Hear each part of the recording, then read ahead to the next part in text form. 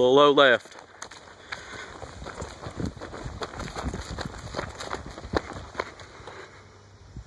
Oh.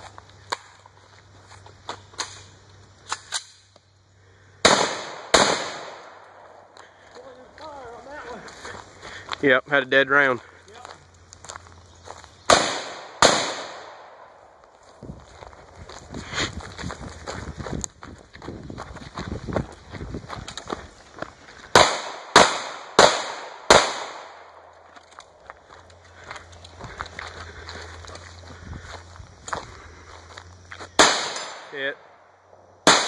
Hit.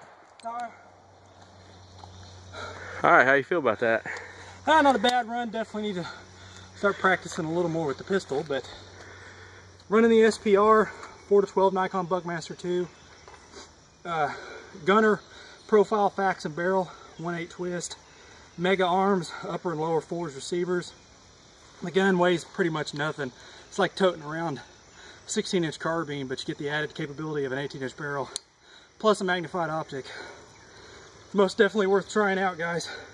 Later.